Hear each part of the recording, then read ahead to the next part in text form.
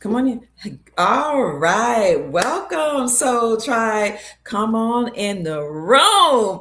I'm so excited to see everybody. This is a special treat for me and for the Soul Tribe. Welcome.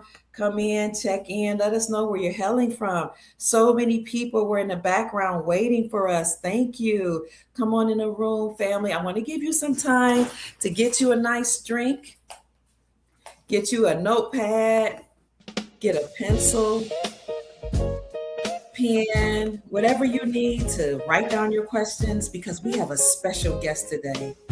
And I'm so honored to have him here. I've had him here many, many times on the show, but it's my honor and great pleasure to bring him back, to introduce to you all who don't know him, and to present to others of you who know him, a very dear friend. You know who I'm speaking of.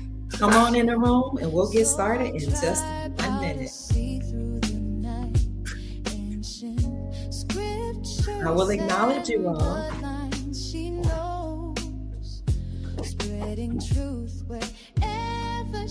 All right, Jerry. See you, Brother Jerry. Come on in the room. So many of you are here ready to hear our special guest. Over 100 people in the chat. Keep checking in. All right, Two-Tone. Two-Tone says, I just recently found out about your special guest. I would like to get in contact with him. And with you, Sue and John, your special guests are people I'd like to talk to. You're the one who spray painted. I am David Anthony Kennedy's grandson on Ethel King's show. Oh, okay. Come on in, family. Said, I believe him. All right. Awesome. Grand Rising, Cha-Cha. Come on in. We're not going to keep you long. Thank you for our newest member. Rice Eating is in the house. Welcome. Welcome, Lonnie. So good to see you. Stolen Identity Unveiled is a book that the real John F. Kennedy Jr. wrote. Come on in. Hey, family. Hi, Millard. Hi, Jamie. Gratitude, Sister Deborah says. Come on in.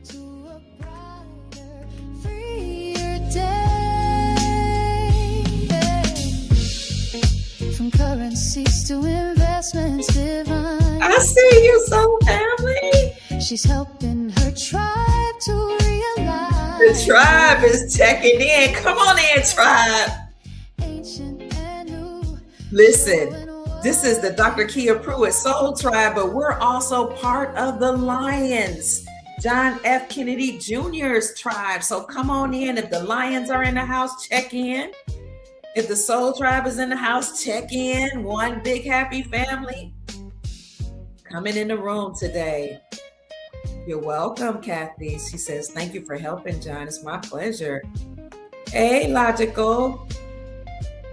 Copper Granny's in the house. Kimberly's in the house.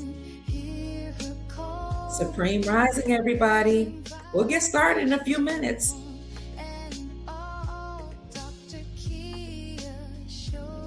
Yes.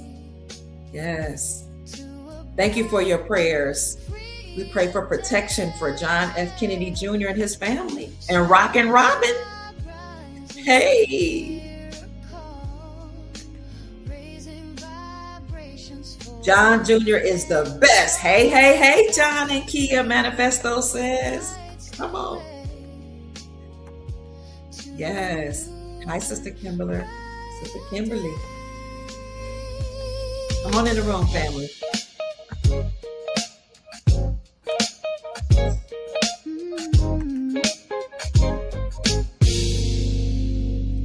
All right, Soul Tribe. We got over 200 people in the house checking in. This is the Dr. Kia Pruitt Show. This is Wednesday, the day for which we've been waiting. Oh my God, I was excited all week. And even last week, because I knew he was coming on this week, but I didn't want to, spill the beans. I am so excited. So let me calm down. It is Wednesday, June the 3rd, 2026, and the time is 3:14 p.m. Eastern Standard Time. We have a very special guest on today. He's my friend and brother. I call him brother and he calls me sister. Yes, we check in with each other. We send each other texts. We every now and then send each other messages. I love this young man. And I told you all earlier on the show, he's very dear to my heart. So thank you so much for welcoming this gentleman. Thank you for all of you agreeing to be honorable and respectful, because this is an important show.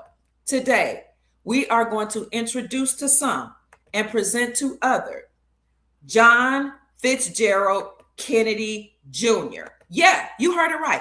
JFK Jr., the son, the true living son of John Fitzgerald Kennedy Sr., who was a former president. He's here today. Now, his government name that was given to him is David Keith Quigley. But his real name, that's the name that the people that had him captive, gave him, David Keith Quigley. And it was a part of the protection program so that people wouldn't bother him. Well, they weren't supposed to be bothering him, but I'll let him tell his story.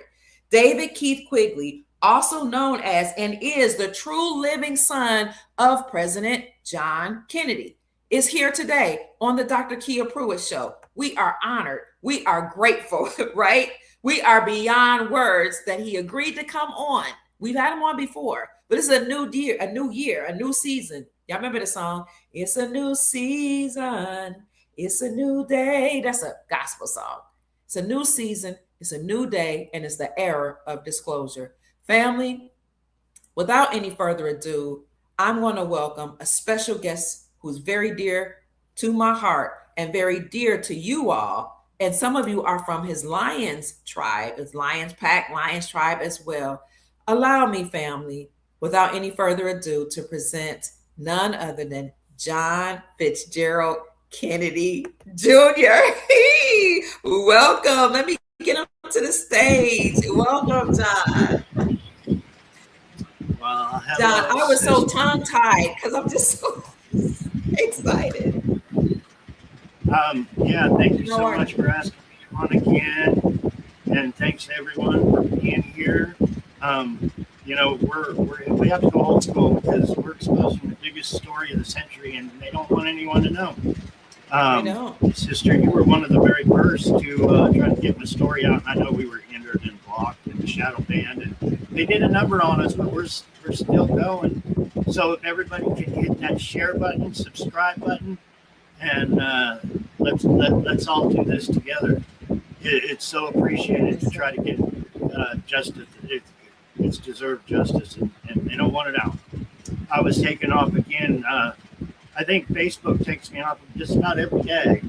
I have 94,000 followers on Facebook, but they hindered me. They started taking me down each and every day. So if everybody can follow David Quigley on Facebook, if you search in David Quigley, you'll see the one that has 94,000 and follow me. I follow everybody on Facebook that was following me, and Facebook, as of last night, took them all away. So I can't even see who I was following.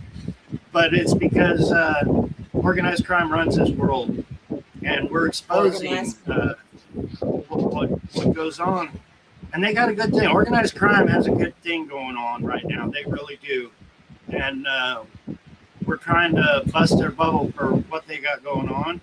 They run everything, the mainstream media, even the small stream media. They have taken it all over. So when a story is as big as mine, that, hey, my father was the president, he was assassinated for his beliefs, and trying to expose this organized crime. 1 minute, John. John, they're saying they can't hear you. They're saying the sound is bad. Someone says it sounds like a lot of wind. They can't hear you. And audio issues. So what I think is happening, family, is the air is on. It could be the air conditioning because he's in a very hot climate. But they can't hear. I can turn that air off.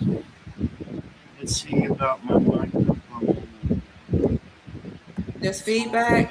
Too much wind is in the mic, you're saying?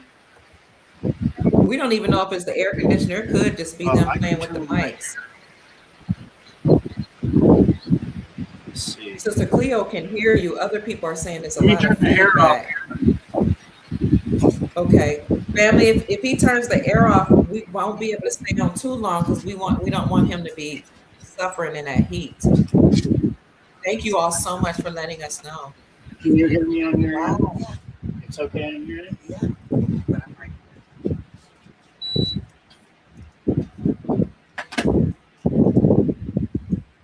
it's How is off. that, Kia?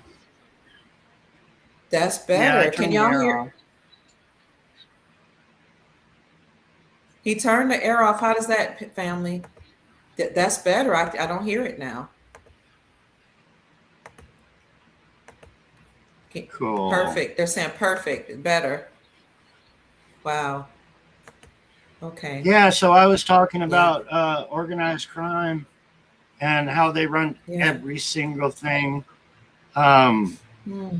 Being the son of a president, my mother wanted me to be a Hollywood actor. So I was in many, many pictures. They stole that name too, which was Richard Steele. Hmm. I got to hang out with so many cool people when I was young, Doris Day, but with being placed by the CIA, they did a heck of a mind trip Hmm. on me and trying to hide the fact that I was the real John Kennedy. But it's an awful long story. The best thing to do is read this book, Stolen Identity, Okay. and that'll fill you in on all the stuff. And if anybody has any questions, I would love to try to answer them. It gets really complicated. My story does, Mm-hmm. Mm-hmm. but in short, the government is controls everything. They like to say it's run by the people, but it's not. No, you Mm. know, it's run by them, and they control it all. And what they did to me and my family and my loved ones, my father, the Quiet Journey.tv is a documentary. And if you go to that documentary and you click on the top, my father's saying, hey, secret societies, they run the show. And then he was Mm. assassinated after exposing that. So, but I've learned they run the show, the whole show. So that's what we're up against. We're up against a bunch of criminals that have all the money in the world. They want the one world order. They want the government to be all theirs. They want us to be the slaves. And that's in short. I was kidnapped. I was replaced. Maybe it was by good guys at the first, because Mm-hmm. in organized crime, there's more than one side. There's more than two sides. There's many sides. And they did a lot of unaliving of my family, my loved ones, my sister, my mother, my aunts, my uncles. They took them all away from me. Somehow I survived. I had many, many attempts on my life. But in short, people, I was kidnapped. I was Mm-hmm. replaced. I was hidden out.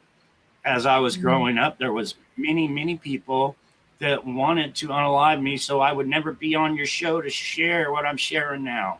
They Mm-hmm. didn't want this day to ever happen, and it's happening little by little. We're getting it out, and I appreciate everybody that hits the share button. I appreciate Dr. Kia for having me on her show, Yes, sir. and Absolutely. everybody that has helped me write a book. Um, Mm. I couldn't do it without anybody's help, and they all helped. Jackie Goldman helped me write this right here so I could get the Okay. truth out. Big, big, huge achievement.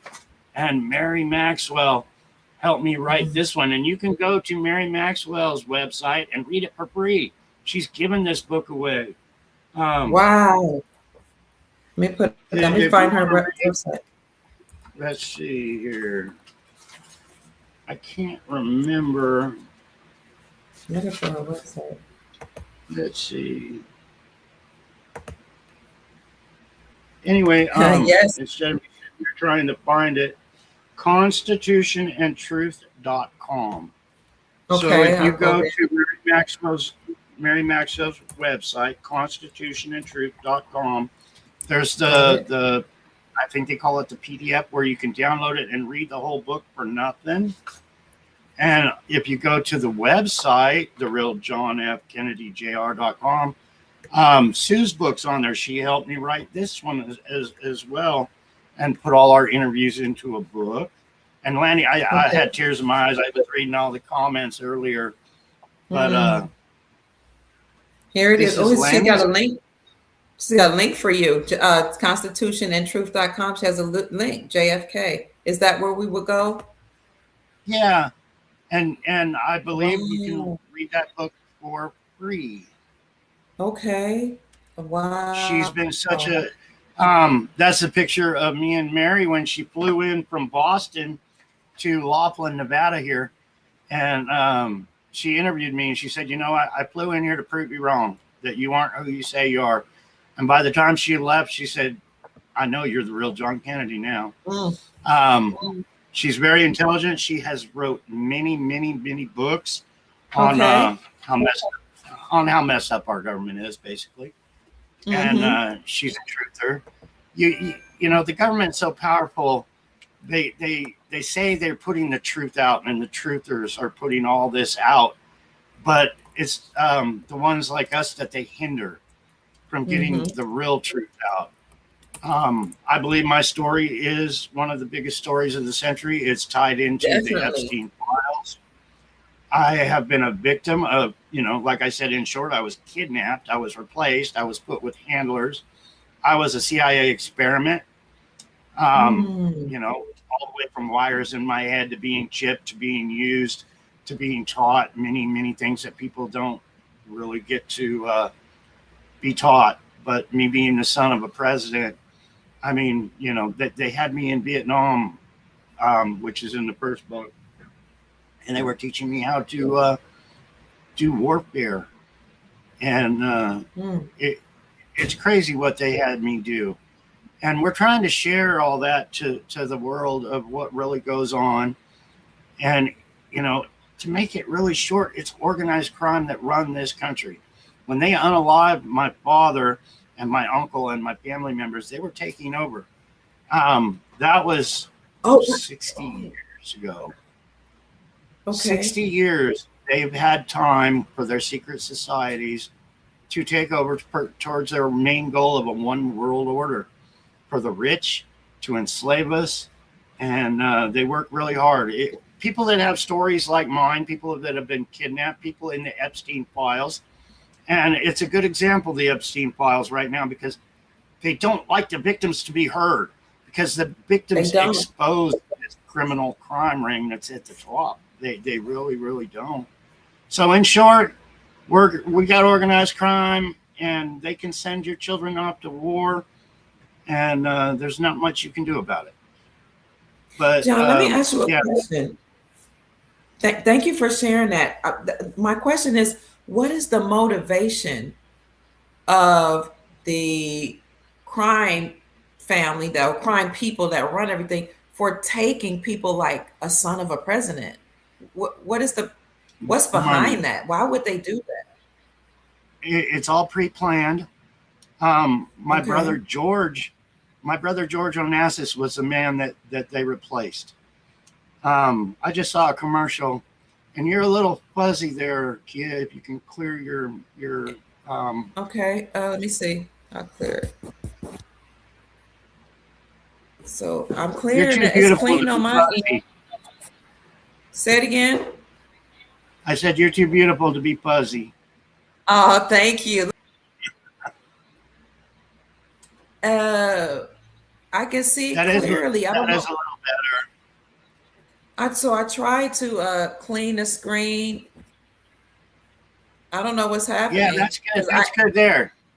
Much better now. Wow, thank you. Okay. Yeah. I don't know. Maybe they was playing a little something there, but you was really blurry on my end. But you're good now. Okay, good. So you were talking about your brother, Mr. Onassis, with whom they replaced you. They replaced you with another guy who was your step brother, right? Yeah. Is that right? Now, can you explain who he is and how he was your step brother? And I yield to you. So the whole world knew this guy named John Kennedy Jr. The only problem was he wasn't. He had no Kennedy blood. Our Secret Service that run things, that really run the show, tell the president what clothes to wear, what colors to put on. They tell the president of the United States everything. When you become president of the United States, you say you want Secret Service protection. They're the bad guys.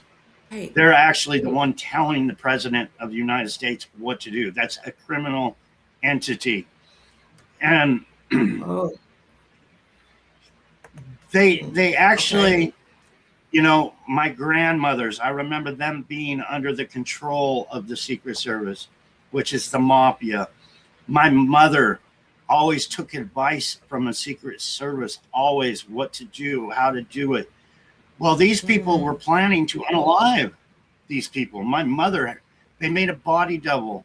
It's called identity theft. We're exposing how they make their money, how organized crime makes their money. And identity theft is the big money maker for them. My mother, they had my mother marry a billionaire with a B. If you looked out in the ocean back in the day and you saw these big oil tankers, that was Aristotle Onassis. He was oil, and you know, all the wars were started over oil and everything. Well, this was a secret war. An oil and shipping magnate, right? Right.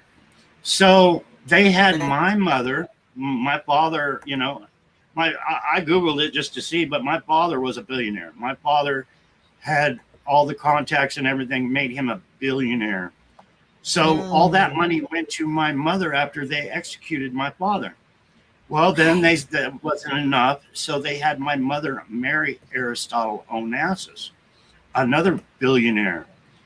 And they stole all Aristotle Onassis's money.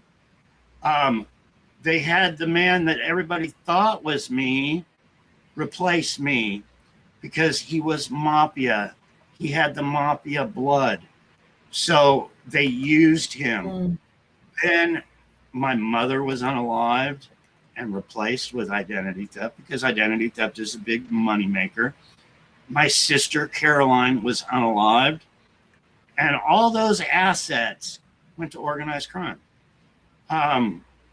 The man that everybody thought was me unalived my replacement mom. Why? Because what this guy, this so-called, he unalived your mom? Yeah. The I don't know how to call it, the body double, the replacement, the clone. Yeah. But anyway, in 1975, I watched my real mother shot to death. They replaced, our Secret Service replaced my mother with a lookalike. So now this fake lady pretending to be my mom had millions and millions and millions of dollars to launder to organized crime, the FBI, our Secret Service, the big boys. And that's exactly what happened. I lost the real Jackie in 1975. I lost my real sister in 1975. In 1973, my stepbrother, Alexander Onassis, died in my arms. I watched my stepbrother unalive. They shot him right in the head. When I say that, I can picture the gun that the gunman had, that I was saying, it's just a rusty old gun. It'll never fire. And then all of a sudden, bang. We were in midair on a plane. We crashed that plane. They don't advertise. Wait, can I say something right quick? Yeah, sure. John, I'm looking at your stepbrother, Alexander Onassis. He looks just like, I'm looking at several pictures. He looks like the guy we know as JFK Jr. Yeah, he was actually so these are blood brothers. They're brothers. So they were brothers. They look like they look Greek. Yeah, he died in my arms that day on that. It's a long story, but I wanted to fly on an airplane with my brother. He was my new brother. My mom married Aristotle. I had a new family, but he was shot in the head. He was unalived. It's all organized crime wars, but they cover up the wars. They cover them all up. It's a secret war. It goes on within our government. I'll share this story and say, yeah, he was unalived right in front of me. And then somebody will come, well, I Googled it. And he died in the hospital from a plane crash. And it's like, well, who do you want to believe? An eyewitness. I was only 13, but I was still an eyewitness of the real story. So I'm sharing a lot of the real story that people don't get. They believe Google when they shouldn't. They should really believe what I'm sharing, and the truth, because it's not good. People really need to know who the rulers are, these billionaires, and what they can do and what they can cover up and who they can hinder. They're hindering my story. I just want to go to Congress and say, hey, I'm the real John Kennedy Jr. All this has been bullshit.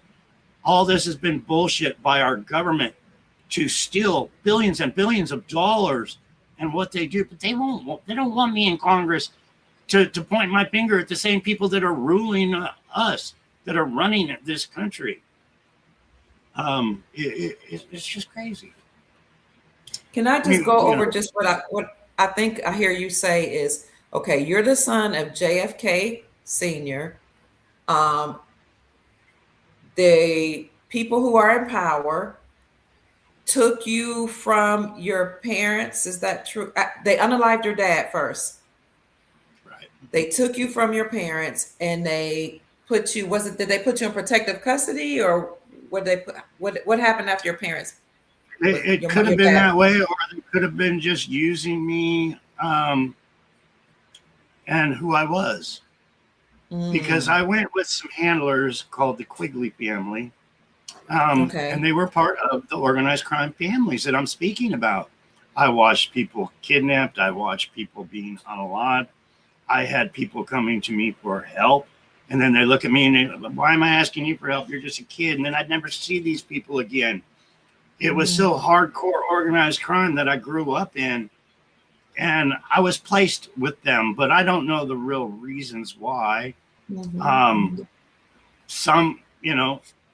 Basically I was hit out by the enemy. I mean, I was handed over to the enemy when they were trying to, it's so complicated. I wish I had the answers why they had handlers, but the handlers would come get me from the Quigleys and they would use me. Our CIA took me to Vietnam when I was with the Quigleys. The CIA would come get me with the Quigleys and take me to Hollywood, where I would do a movie, where I would be on a show, Mayberry RFD. I was on 1 Adam 12. A couple of times I was on 1 Adam 12. I was on the show Emergency. I was on the show Green Acres. There were so many shows I was on. I was in a big movie with Doris Day and Brian Keith. And what was your name at the time? Go ahead. They used the name Richard Steele as my name from a Hollywood name. Okay. But MK Ultra is so hardcore, and the mind control of children. They put me on a set with Doris Day and Brian Keith. Doris Day and Brian Keith, it was like a house, but they practiced their lines with me. They said, call me mother, call me father. So it came natural for when the cameras showed up where I say, hey, mom, and I was talking about Doris Day. Those pictures right there are actually of 1 Adam 12. They actually made me wear a mouthpiece I can see. where I would slur. That was 1 Adam 12. There was also another episode on 1 Adam 12 where I crashed in a plane. They love putting me in plane crashes. But you can obviously see I was under MK Ultra while I was being filmed. I was out of it. They had my lifeless body in their arms, and they were giving me CPR and all that. But that's what they do in Hollywood. They wanted me to be a Hollywood star and have credits for all this, but they didn't want the world to know who I was, so they were hiding me with different names and other things. But that was me as a childhood actor. I got older, and I don't know what happened, but there was so many attempts on my life. I was in fear for my life. I became a truck driver. I drove truck for years and years. I had to have many jobs because my life was in danger. It even came to the point where I thought the Quigleys were trying to kill me. The same people that were that I was placed with. It just got really, really crazy. And I just thank God that I'm here and I'm lucky to be alive to share this. And actually, I probably wouldn't have shared my story to the world but I thought I was going to die a few years back. Mm. I had Mm-hmm. extreme heart failure. I had extreme diabetes. Right now, I am on disability, but I didn't think I was going to live. The doctor said, you might not live off, you have 10% heart, you know, 90% heart failure. So I had 10% left in my heart. And I was like, I'm the real John Kennedy Jr. I just want to let the world know I'm not afraid to die anymore. The story needs to go out. So that's where it all came from, of me wanting to share my story, because I was in fear for my life. A lot of people are in fear from their life because it's the biggest crime ring in the world. And I've seen so many people unalived by this crime ring. My family members, for one. But I felt the world really needed to know the truth. And I'm grateful. I should appreciate I'm so everybody grateful. that tries to help me share it. It's that big. But in trying to share it, I've learned that organized crime within our government, the media, is so big. They don't want the people to know. They don't want us to know. The real people, they don't want us to know. Look at those big Dumbo ears. Look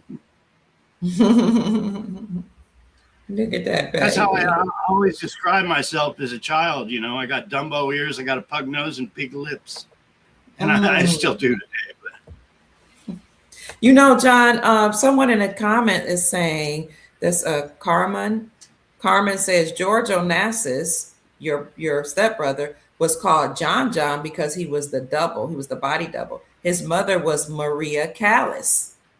So Aristotle Onassis, your mom's second husband, had a love child with his mistress, Maria Callis, who was an opera singer, right? Yeah. Okay. And they look alike. They so look alike. And even when I went to school with him, George, my stepbrother, the one that became me, we sat in, you know, they have so much power. They sat us next to each other in school. A lot of these schools are run by organized crime. They really are. But they messed up his head too. I never had problems with what was going on with him replacing me until I started to grow up and realize he's stealing everything that should have been mine. And he wants me dead, so I never share the story to anyone. So I went on a lot of my life knowing that my own stepbrother wanted me dead to cover up his tracks of millions. That's right. And also, Here we go. Can't hear you, John. We often have issues when we do our interviews together, family. This is Maria Callis, the opera singer, with her lover, Aristotle Onassis. Aristotle was married to Jackie Kennedy, but he had a mistress here, Maria Callis. You can look her up.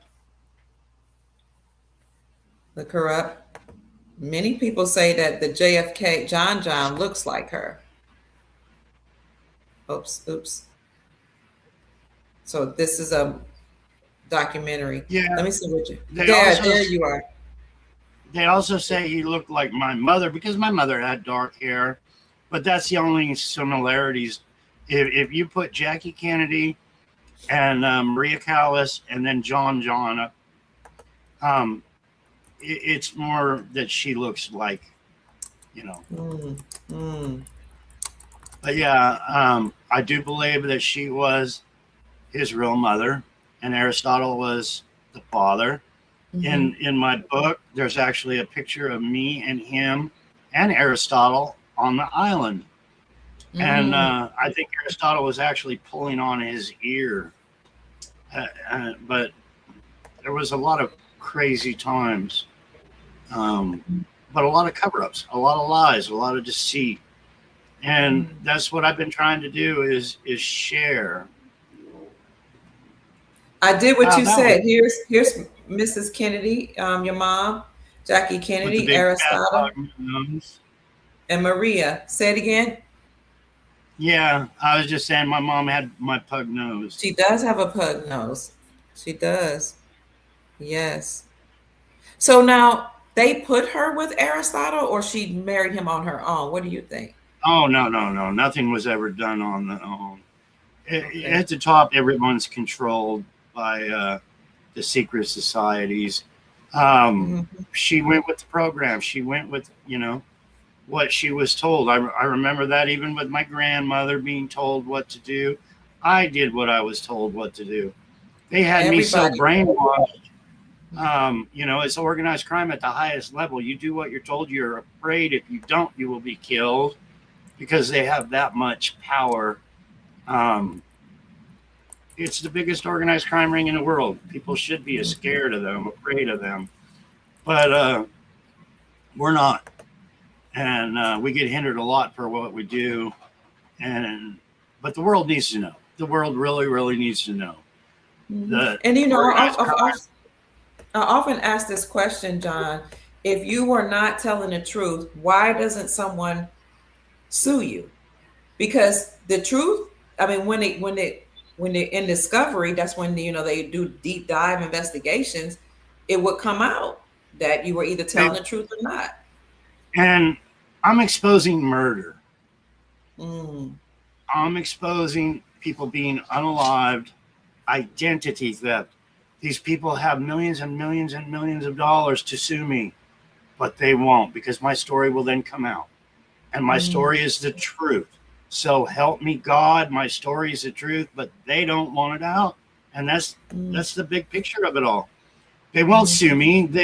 They won't put my results out there. They won't let me get the true DNA with my father or my mother. We spent thousands of dollars doing DNA, but they don't want the truth out because if they expose the truth, then they're exposing themselves to mm, all the criminal activity that they've done. So they won't sue me because if they sue me, then they'll have to prove that I am who I am because I'm not lying, and then they will be exposing themselves again.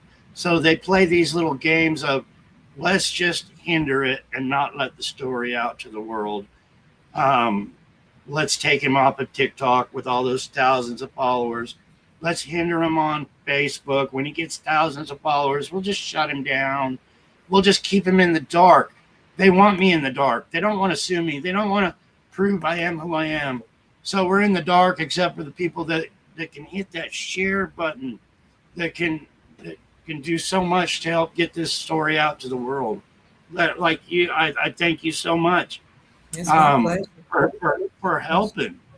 Yes, There's sir. so many people that have helped and to get the story out, and we need more. We need an army of truthers, real truthers, to say, hey, John Kennedy is John Kennedy, and he's got a story to tell, and he wants to help all the children of what they do. And in short, the Epstein files, they shouldn't even be called the Epstein files Mm, because it's just one big organized crime ring mm, and it exposes what they do to children. I'm a victim of all this. I was kidnapped, I was replaced, I was put in CIA, I was tortured over and over again. I was drugged, I was beat, and that was so I wouldn't ever, so I'd be fearful and never share my story. I'm really lucky to be alive, but there's so many children that are going through that belong in this little club they have called the Epstein Files. mm, They torture these children. They get them like they did my stepbrother George that was pretending to be me. All mm, of it is deception, what they're doing with these children that they do all this evil to. And it's so they have ball people. It's so they can have people out in the front and control them, control their minds. It's all where they were building up an army of children to do mm. evil deeds and not even realize they're doing evil deeds. It's really big, but that's the big picture of the files. And we need to let the world know that's the big picture of the files. Yeah, And because all when these you're a big, child, go ahead. When you're a child and you grow up in this type of environment, you don't even know that you don't really understand what's going on. You might not even know that participating in crime or doing wrong, it's your reality. And I know that because I'm a psychologist and a counselor, and I've actually, helped or talked to and counseled victims of abuse. And I have friends like Whitney Houston's eldest daughter, Rena Houston, and one of Nancy Pelosi's extended family members. And God just put me in places with people that have been through this, and they share the exact same stories, John, of being abused. First of all, taken from their families, sold off to another family, given a whole nother identity, being abused, mistreated, marrying people that they think they fall in love with, but find out later that those are handlers. Yeah. Being kept from jobs. It's so easy for them to get two crime members to fall in love. And I mean, they did it to me with my wife. That was purposely arranged. These were descendants of John Gotti's crew back in the day. My wife that I married, I've only been married one time, but her grandfather worked under John Gotti, and they knew who I was, so they were putting all this behind the scenes. So when I would marry, she would get pregnant. They gave me a vasectomy so the child wouldn't be mine. So all these billions of dollars, so they would have an out. Where that's when they really tried to take my life, was in 1988. After they had me marry my wife, they wanted me dead. So I had a child. So all that money would go to him. I do believe they ended up taking his life a couple of years ago. His anniversary's coming here any day. But you said you had a vasectomy. So how'd you have a child, John? Can you explain that to us? It was an involuntary one. The Quigleys, the handlers, had a church meeting, and during that church meeting, the pastor said, "Bow your head and pray with me." I bowed my head. They chloroformed me. They threw me on the kitchen table, and they administered drugs, and they cut me down here. They put me on an IV. I believe I was under that IV for over a week. And when I woke up, I had a big incision on down there, and I had an infection going on. But, when you put all the puzzles together, that was done just to take my bloodline away from me. So I could never have children ever again, because back then I was worth billions of dollars, and they knew it.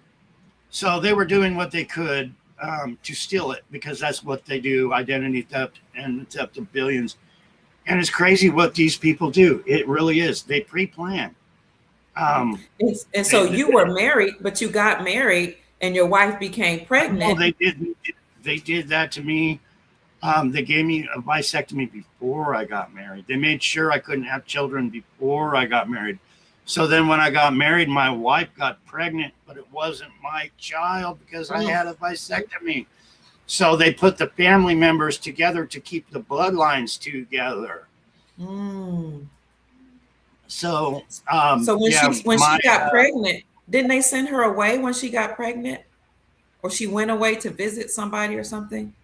No, it is really complicated, Kia, but she had the baby.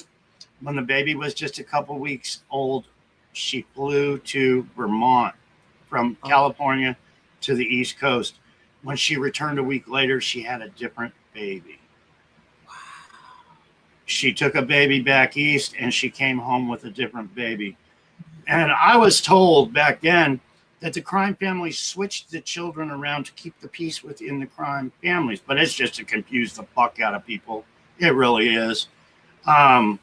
So she was having a mental breakdown. I was having a mental breakdown. I was like, how come you're bringing back the wrong kid? And, it got really confusing. The Quigleys were in on it. Dorothy Quigley told my older brother, I'm going, why did you bring this child back? It's not the same child.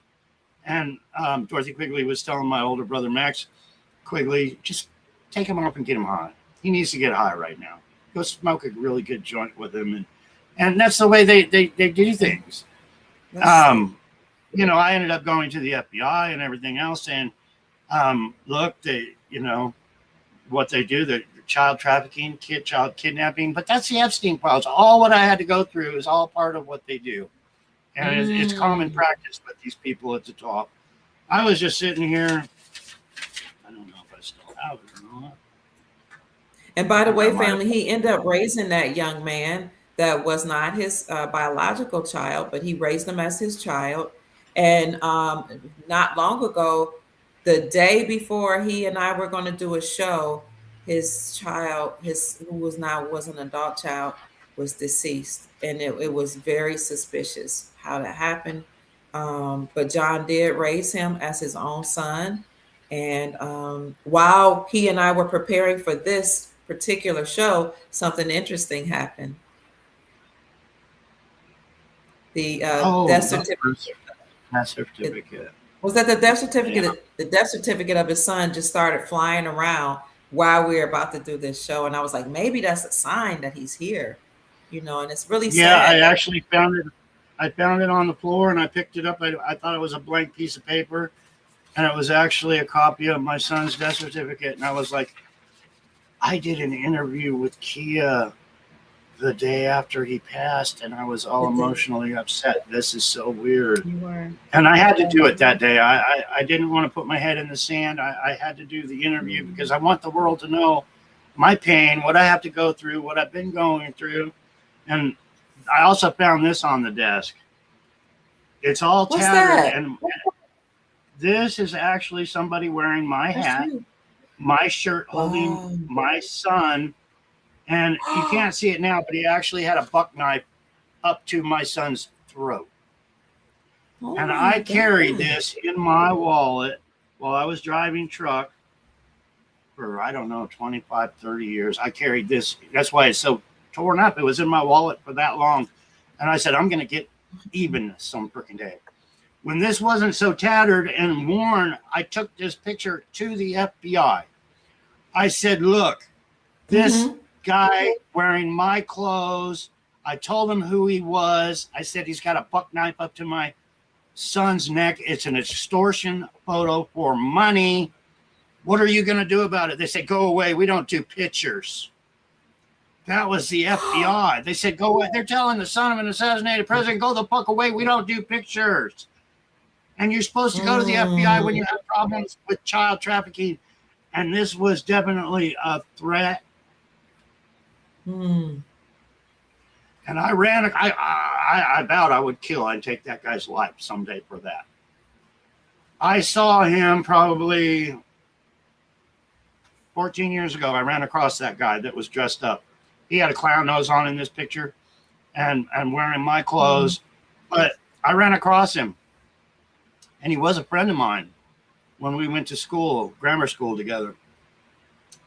And I confronted him in front of a laundromat after, I rode around with this picture for 25 years saying someday I'm going to take his freaking life for what he did. I confronted him and he said, I didn't even know you had a son. And I just went, okay, well, maybe they had you under MK Ultra too, because that's what our government can do. They can put you under MK Ultra. They can have you do things like put a knife up to a child's neck. And then when you wake up the next day, you never know you ever did it. But yeah, I have a lot of stories to tell. And most of them are how I did not get any help from our government. A matter of fact, how there was many life attempts on myself by these people, so I would not share what I'm sharing. But I'm so glad. I got a lot of stories. John, somebody said, hey, King Smarty. King Smarty might be in the chat. King Smarty is an ally, yes? Yes, King Smarty has helped me so much. He really has. He gave me all these pendants with the stolen identity book on them and his logo on the back. And if you go JFK gifted me one. Go ahead. Actually, King Smarty's got a couple. Greenwald wrote this book, Quest for Justice, but they just actually sent me these the other day. They're two books that King Smarty put out. Oh, wow. The Mission from Earth for Earth. That's by Sue Greenwald and King Smarty. And then this one, Sonata Galactica, by King Smarty again. And if you go to Sue Greenwald, Awaken Stories, I'm sure there's a link where you can hook up and see all of King Smarty's good stuff. But he's got articles. He really, really does. Thank you for being And here. I don't know what King happened, Smarty. sister, but you got blurry on me again. I got what? Focus. Blurry again, out of focus. I'm out of focus. Okay. Family, I apologize for that. Let me clean this camera. I tell you that we always have some type of issue. Yes, government means to control the mind. Govern is to control or manage. Ment is mind or mentality. I'm cleaning it off, but on my end it's very clear, but wait a minute. Now you can't see me at all. Hold on. This is pretty common.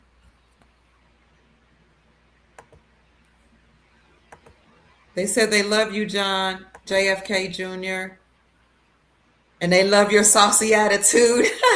It's blurry, y'all. It doesn't look blurry on my end. I don't know what's going on. I'll try it again. Let me try to clean it up. I got to take a potty break, so maybe you can take me off the screen for a minute and figure it out. Of course. Okay. I just need a minute my medicine's kicking on me. Okay. So family, he had to, go take a break.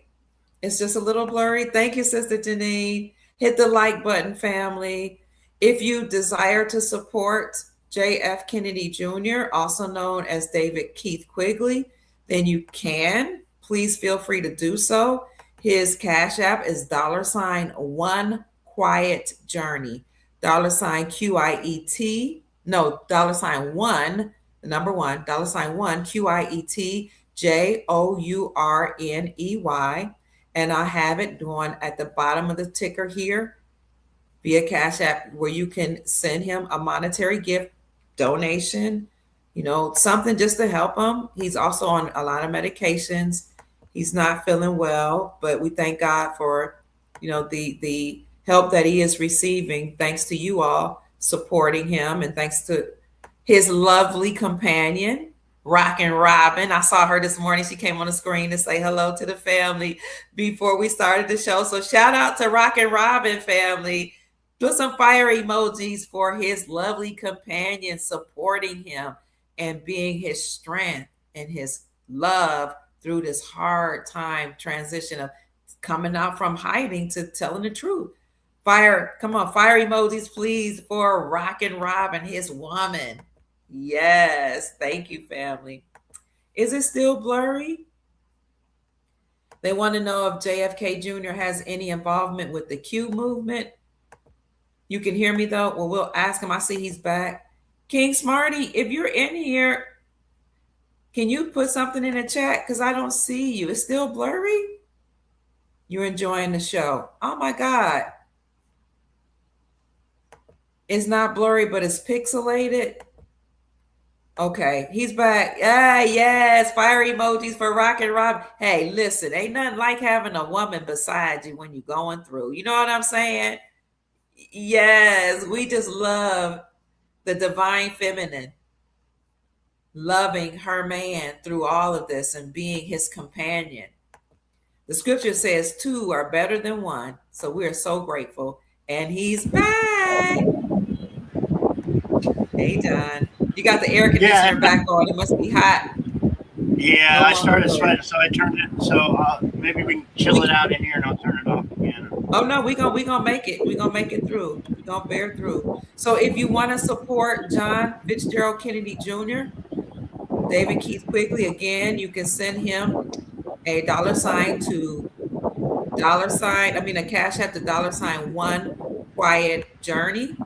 And somebody in the comment section had put his post office box as well. I'll see if I can find that. We're going to let him continue to tell his story, and then we'll ask him some questions. Oh, because they want to know, did you take a DNA test, John? I've actually taken, I don't know how many DNA tests, probably a dozen DNA tests. The big ones that we spent thousands on, we can't get the results that, we paid them thousands of dollars. I was thinking about suing them just to try to get our money back from them. But it's not a common courtesy of a letter in the mail. Here you pay somebody a few $1,000s, you think you'd get a call or an email or a letter in the mail or something. But I've taken a lot of fly-by-night, DNA tests. They say I'm 100% European and this and that, but no direct. I mean, I'm directly tied to a lot of famous people, but them saying, "Am I tied to my mother and father?" No, They won't. They said that. Well, because we have to consider who owns those DNA tests. Right, exactly. And organized crime runs everything, and They if they run don't want the everything. story out, it's going to be real difficult to get it out. But yeah, I've taken plenty of DNA tests. People said, "Send me your DNA." I've had no problem with that. I'm not trying to hide who I am, but they can do a lot of destructive things with my DNA too. They can set me up for murder and every other thing with my DNA. That's true. So I do have to be careful, but I've taken plenty. But I'm not really worried about it. I just want the truth out to the world Yes. of who I am. John, I just want to quickly say that Sister Brenda Scott Price is in the chat. And hi, Sister Brenda Scott Price. I believe you're a lion, one of the lions of JFK Jr. Awesome lion. She has been on TikTok and Facebook, and I don't remember how many times they have removed her for holding up. They banned her. Yeah, dozens of times. She has made dozens of accounts just so she can hold up a book and say John Kennedy Jr. is alive, and then they do misinformation. No, they're hiding the information. It's not misinformation, but they don't give up. Brenda hasn't gave up, and I respect that. But it's so important that the story gets out, that we get it out. We're getting it out today. And if you all want to help him continue on his story and his work, you can send a gift to him by sending Cash App $1 Quiet Journey, $1 QUIET JOURNEY, or you can send a check or a money order. And this is where you need to send it to David Quigley. Yeah. David so Quigley. Trying to get my identity. Post Office P.O. Box 21552, Bullhead City, Arizona 86439.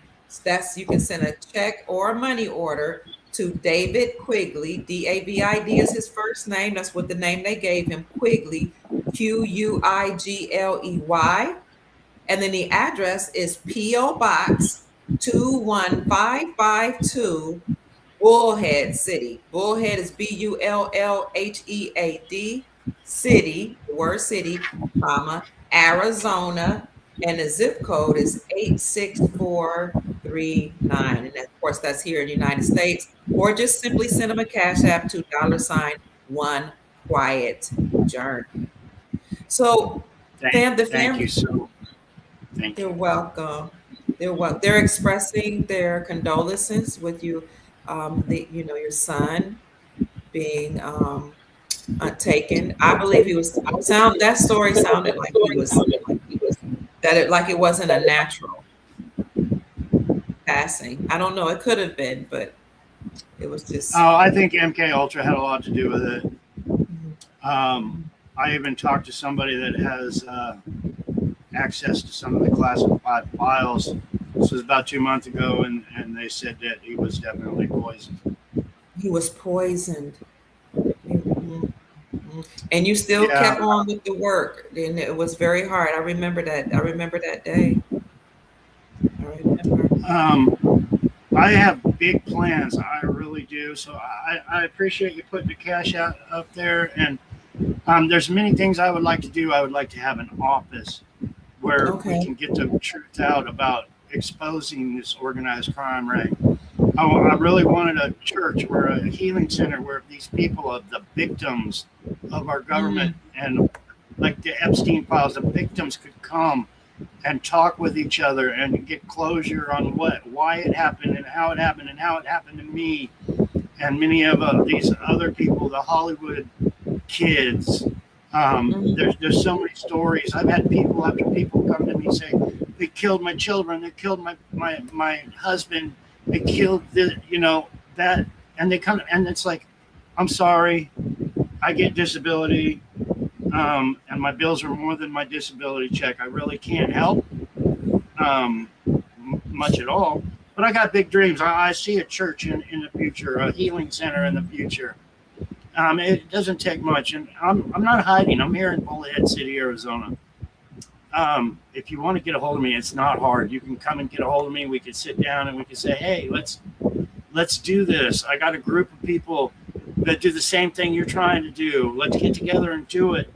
But I would really like to see the dreams not be squashed like they're trying to do. I'd like to get a victory on this, that, hey, I'm the real John Kennedy Jr.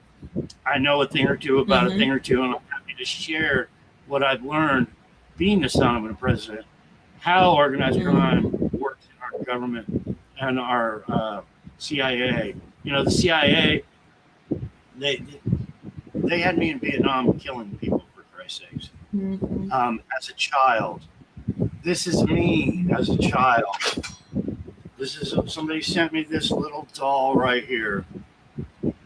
Oh, does wow. Does that look like George Onassis? Look at the hair color. Not at all. The man stole my identity. It's not black curly hair, people. This is an original doll from 1963. This was a photo op. The whole salute. Wait. 1963, that was a doll of you, the photo op saluting. And how did we saw you? What my parents did, they saw pictures of you, they saw dolls. A lot of people how did we get tricked? They did it at the age of 12 years old, right in front of the whole, because people don't pay attention, Kia. They really, really don't. They see a story, they just gets blurred right by them, like, okay, that's the new John Kennedy. Some people that were really deeply involved in it said, yeah, that's not the real. My mother had a best friend that recently passed, and my mother was killed in 1975. Well, in 1975, that friend of hers never heard from my mother again. And when she would see Jackie on TV, she would say, that's not Jackie Kennedy. That's not her. That's not my friend. But people are afraid. She ended up, we were supposed to go back east and talk to her. And she just recently passed away. But there's so many stories like that. Why we need an office to document this. A lot of people sent me wonderful things like that doll. Wonderful things like this bank here, just all kinds of Kennedy memorabilia of my father. They're still making money to this day. I see a commercial just about every day, somebody trying to sell a 50-cent piece of my father, or whatever, but they're still making money on his death to this very day. And meanwhile, you don't have money. Meanwhile, they're making money on your dad's name and your bloodline, but you don't have access to your trust. You don't have access to the wealth, to your estate, nothing. You are living literally, on disability? Yeah. I do get a little money from my books, and then I turn around and buy more books and give it away. There was a gal that just went to a convention. I think I gave her like 20 books to give away while she was at that convention. And she gave them away to some pretty big people. So we're still moving forward off the internet.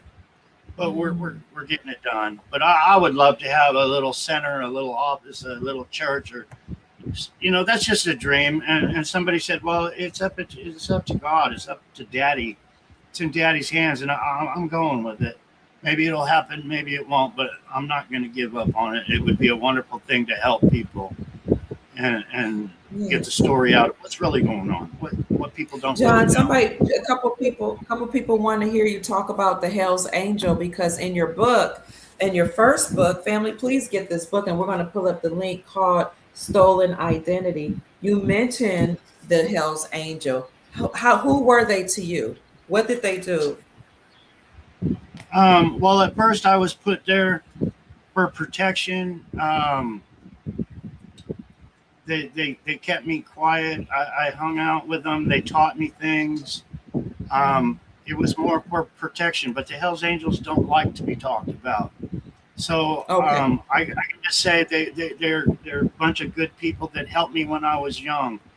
Some of them lost their lives protecting me when I was young, actually died to protect me. And that's kind of when we separated. I was being controlled by the CIA and people, and they were infiltrated in the Hells Angels. And it got real confusing, but our government was trying to kill me. I was in a clubhouse in a garage of the Hells Angels, and a federal agent threw a hand grenade in to try to take my life. It basically the hand grenade rolled under a chair where a guy named David was sitting, and it blew up, and they literally had to pick shrapnel out of his butt. But they were trying to kill me. They wanted me dead back then, and these people were protecting me to try to keep me alive. So with all my heart and respect to the Hells Angels for keeping me alive, because so many people didn't do it, and they did it. And, anyway, big thanks to the Hells Angels. Big thanks to the Hells Angel. They're called outlaws for a reason, because there are a lot of bikers, a lot of people that, are some called outlaws, rednecks or whatever. They love the country and they will protect the country by any means necessary. And they're considered outlaws because they won't live within the realm of the crime family. They won't abide by the rules. They won't play the game. You really have to be a contrarian in order to survive. And I learned that from Andy Schechtman, who is he is the owner and CEO of a precious metals company. He said you have to be, you can't go along with, you have to be a contrarian. You have to go contrary or be against whatever the government is doing. Having said that, I want to say something about your father, and this is a quote in the book. I won't keep you too long. I know you need to go. I know you take medicine and all, and I don't want to keep you, John. But your father in the book, there's something that he said that really resonates with me. This is from John F. Kennedy Sr. There's a plot in this country to enslave every man, woman, and child. Before I leave this high and noble office, I intend to expose this plot. Is that why they took your father's life? Yeah, he wanted to expose the government. The government was a crime ring, and the crime ring probably put him in power.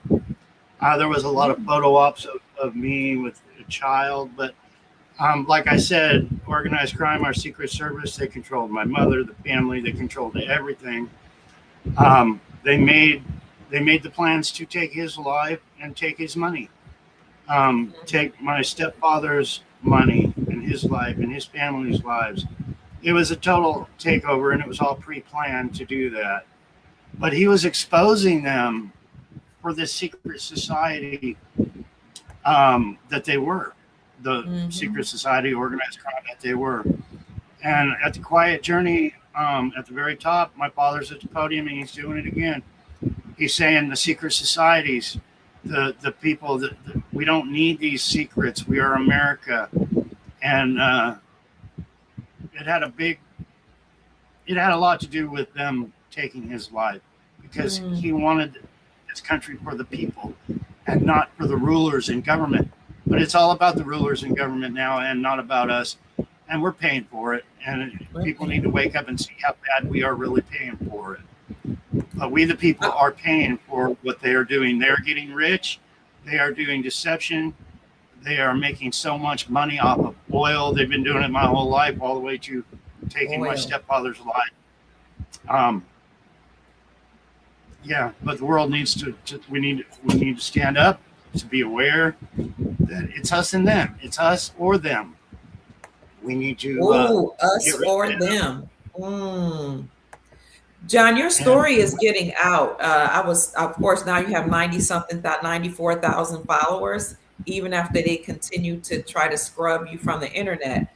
But I'm reading chapter 11 in your second book, which you just told me today you have two more out that I need to get. And family, I'm going to come back and show you a penchant that John gifted me with, pure gold, beautiful. No, silver, because they knew I like silver, and it's packed because I'm moving. I told you I'm in the middle of a move, so I have to bring it out. He did gift me two pensions, and I'll show you where you can get those, and gifted me with two books, but there are two more out. So bear with me. we'll get you the other two. I'll have Robin get you the other two. Thank you, John. So chapter 11, page 45, you said, at least I made Time's upper right corner. You were in Time magazine. Presumably, Time and all the other mainstream news outlets are aware of me, but they ain't telling. Yet nowadays, we have an alternative press, and let's see how long it takes until the straight press comes around. My co author, Mary Maxwell, annoyed by her inability to get straight blurbs for the back cover of this book, has provided a few suggestions of how people are mentioning him. Here's something from the Washington Post. What a book this is. Who would have dreamed that a man living almost as a tramp is the son of a beloved president? Time magazine. Second one.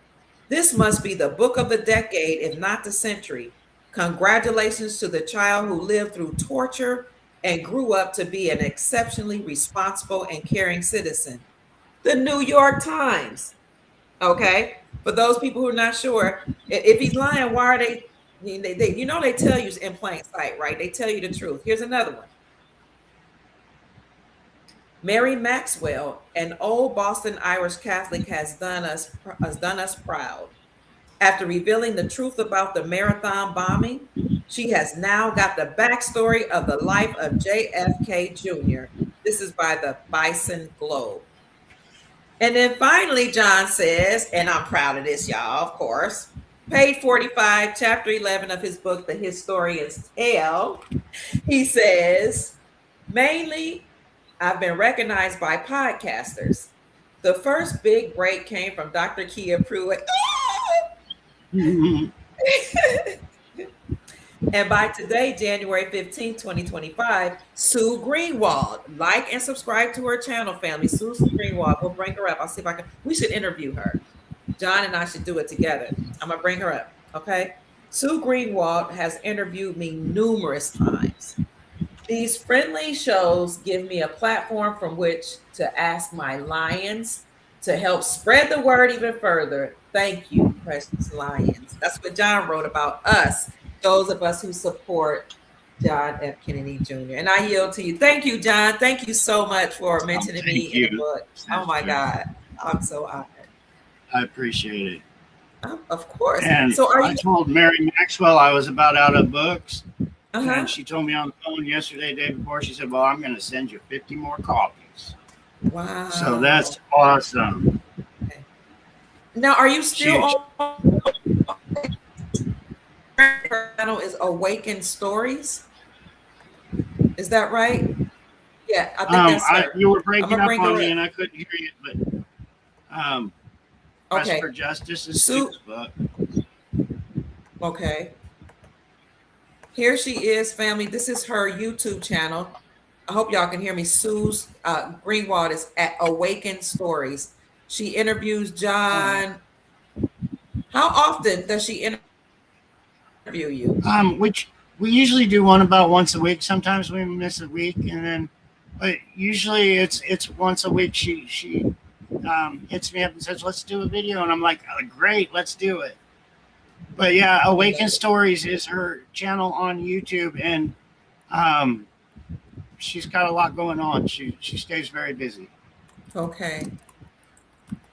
So now I'm wondering, where can they find your work, John? Your websites? What you tell me where they can find That's the real.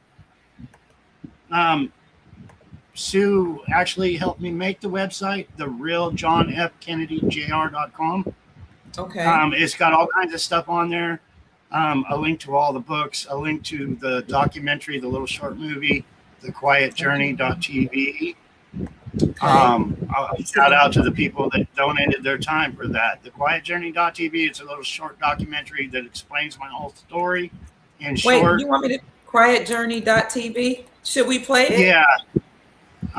That's a little short documentary of the story to get it out to the people. That was donated by some wonderful people. Okay, hold on. Let me see if I can find it. The Quiet Journey. I'm trying to see if I can find it. The Quiet Journey. Oh, can I show it? Should we show it? Sure. Yeah, that would be wonderful. Let me pull it up. Okay, That's come the on now. quietjourney.tv, people. I'm trying to get to there for some reason. Okay, well, I'll pull it up on YouTube. It's not coming up for me. Okay, let me do it again. The Quiet Journey.tv. See if I can find that link. Ooh, yes. I'm thrilled. Okay, here we go. The Quiet Journey. At the top on that page. Here, how the real JFK Jr. was erased, replaced, and forgotten until now. Okay, shall we play? We're going to play this, family. This is the quietjourney.tv. I went to Vimeo so I can. And this is what I was saying earlier about my father's speech. At the very start, he's telling everyone, hey, we're in trouble. The secret societies are taking over our government, and we're in trouble. So, okay, let's play it. Thank you, John. They did a wonderful job on this. They really did.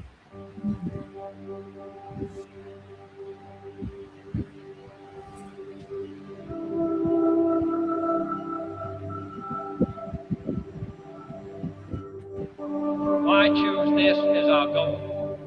And they may well ask, why climb the highest mountain?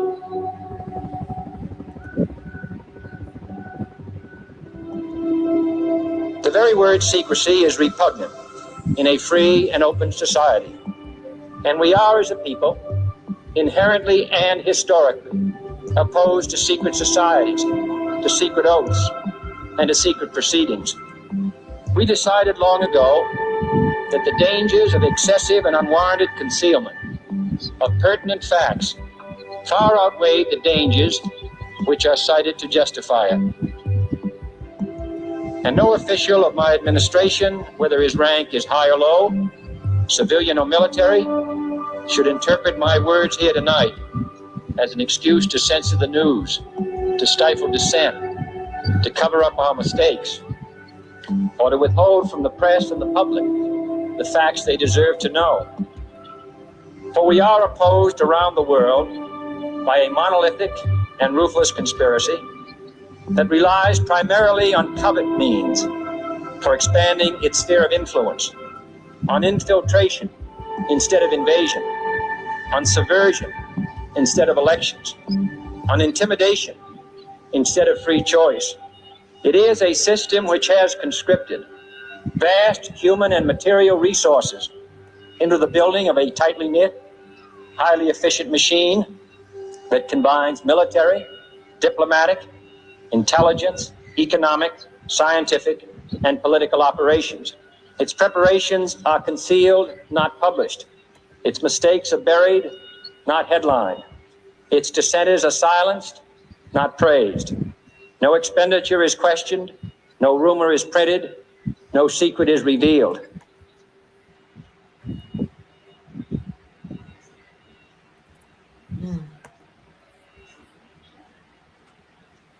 I would have to say memories of my father, fond memories of my father, is when he taught me how to swim, just throwing me in the pool.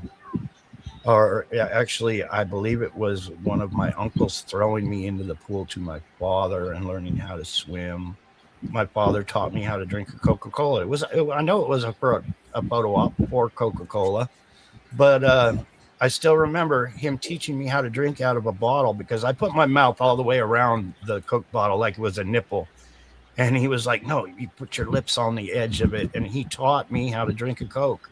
And, I was probably 2.5, maybe almost 3 at that time. But, it's him teaching me little things like that. I still remember, still have good memories about that. My name is John Fitzgerald Kennedy Jr.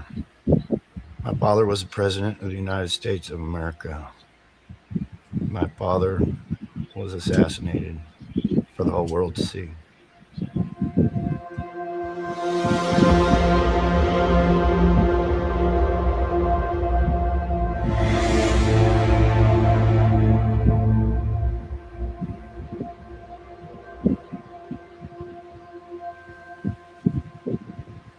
My memories in the White House are pretty big. There's a couple that really, really stand out.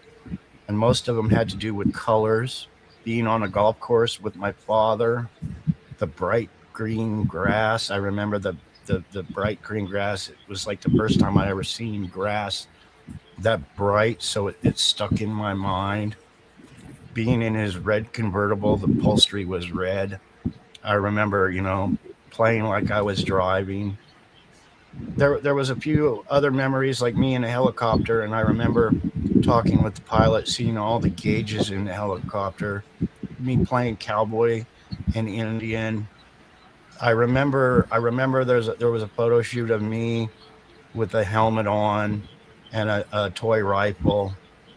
There's a few memories I have. One memory that really sticks out in my mind was my father was getting ready to do a presidential speech, and I was fascinated by the lady that was there, and she had a steamer, and she was actually steaming his suit before he walked on stage.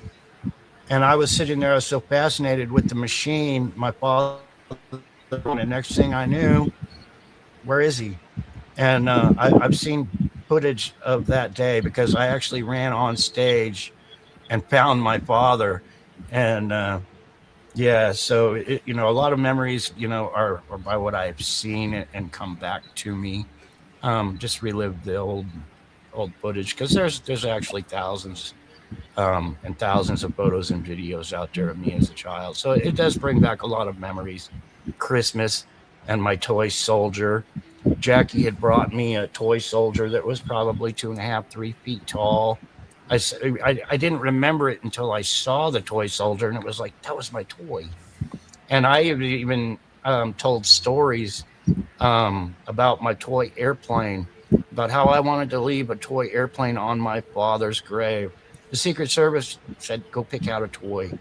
I've actually seen photos of me with that airplane that I didn't even know existed. Wow. But when I got to the grave, the Secret Service took my airplane away from me, gave me a PT-109 boat because it's a big photo op. They like to plan things that go on. And they're like, you're not going to leave your father your plane. They threw it on the ground. I never saw my toy plane again after that. But they gave me a little toy boat to put on there for their photo op. A lot of memories like that I have. So, John, this the movie, it looks like it's about an hour long, so I won't show it all, but I do have the link of it. Can you hear me? Yeah, I do have the link of it, and I put it in the chat. Is there any part you want me to fast forward to? Or you want me to go a little longer? No, that's wonderful, Kia. People know the link now, and the most important part to me of the whole thing was my father at the beginning saying, hey, these secret societies, they're real, they're there, and they're put in there to deceive the truth. He even mentioned the media. We're going through that struggle right now. The media is all put in place, like he said. What's going on? They want to deceive you from the truth. And my father was saying, we have no reason for it. We have none. We need to abolish it, basically, and start talking the truth. Start talking about how the media is controlled and our government is controlled, And we're basically the victims. We, the people, are the victims of our government and what they've been doing. And it's time we change that. No, whatever we have to do, we need to change it for us, because we're the That's a victims. good And I point. don't like being a victim.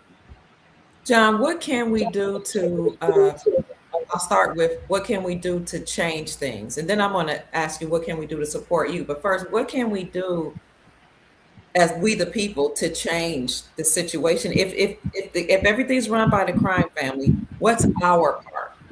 We're not talking about The worst thing God, you know, good, you know what I'm saying? Extraterrestrials, I'll talk about all that. What can I do? What can we the people do? The worst thing, well, the best thing I should say, we can do to hurt them is to expose them. You know, organized crime will take others' lives just to keep their secrets quiet. So if we're shouting from the rooftops, hey, organized crime's running things, these people are all a part of organized crime, look at what they did to John, the son of a president. We expose it and get it out there, and wake up the world on how important it is to the world that we get rid of these crime families that actually run things. Then we might be able to do something. But right now, I don't see us doing much, because they run everything, they control everything, they hinder us so bad. So to me, my mission is getting it out there, sharing it to the world, and hope that it sinks in and that this country's not so far gone. That's right. So, because here's the thing, if we're quiet, it's like you're complicit. It's like you're agreeing with them. It's called tacit agreement. When you're quiet and you just go along, or you don't blow the whistle, you just speak, you put your head down. Tacit complicity, or what, tacit agreement. And we're done with that. Those days are over where we just hold our head down and just let people run all roughshod over us, unalive children, hurt babies. And then that you grow up as an adult and you're wounded and people think you're crazy because they don't want to believe the stories. We'd rather sometimes close our ears, but we need to hear That's part of the program. They want us to all think that everybody's crazy. That's just part of their program.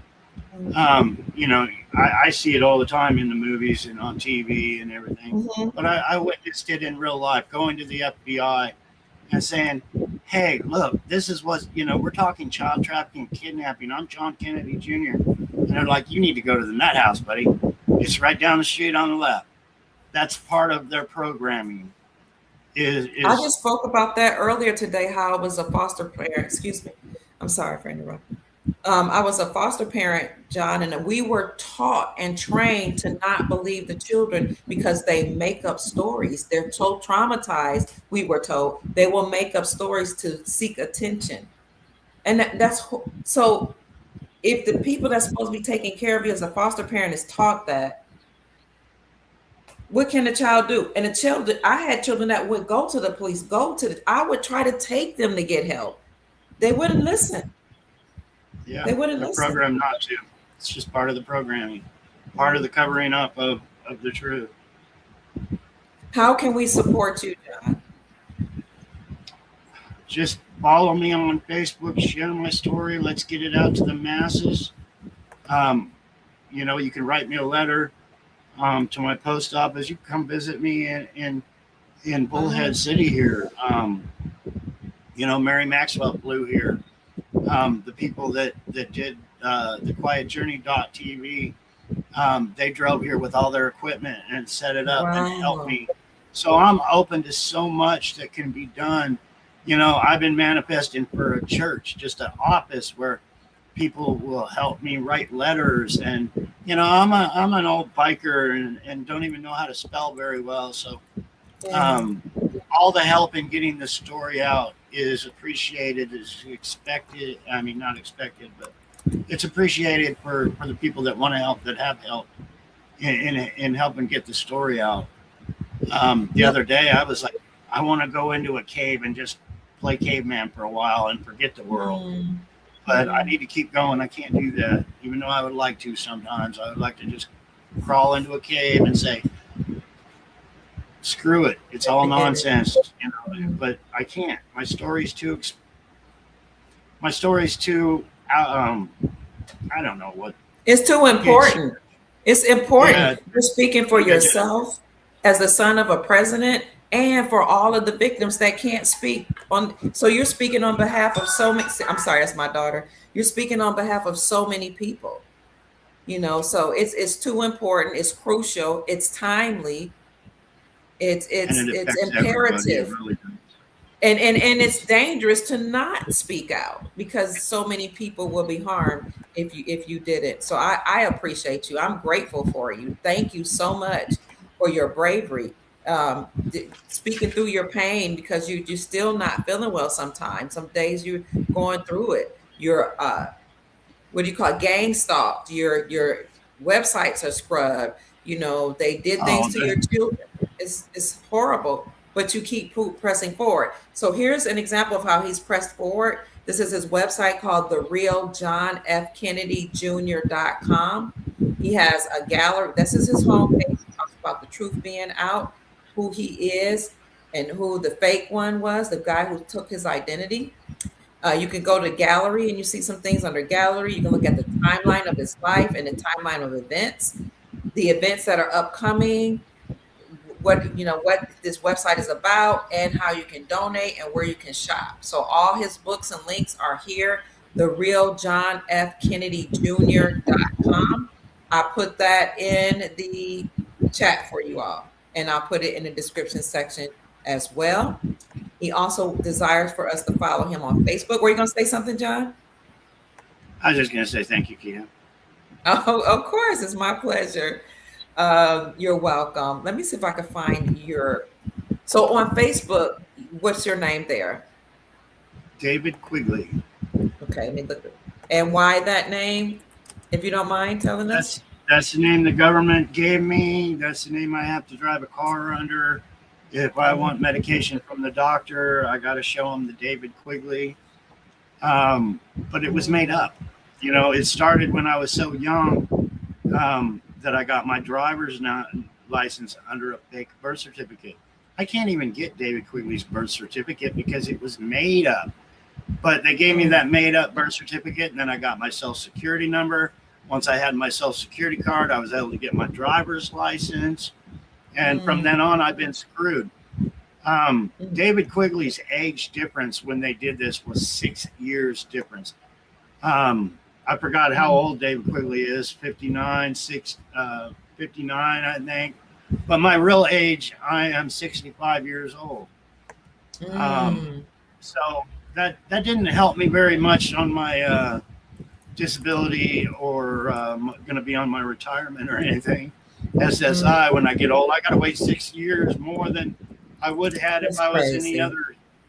But anyway, hopefully we can get that changed. I can get my name back, John Kennedy. Hopefully someday I'll be sitting in Congress and be able to share this story to the masses that are just fed up with our government's corruption. Now, do you have anybody, and you might not be able to tell this though, do you have anybody at any high level government, any that say, look, we know your story, we know who you are, we're going to help you? I think a lot of people are too scared to help me. There's a lot of people that know my story that have actually met me. There's generals that know my story, but I do believe Donald Trump knows my story. There's many people, Barack Obama, he knows my story. I killed a couple guys for Barack Obama that busted in his bedroom door one night when I was protecting him. But there's a lot of people that know me, but they're all controlled by our Secret Service, the people that actually run things. And I know it sounds crazy, but it's so true. But there's a lot. I think they're just scared. They go with the program. They don't want the truth out.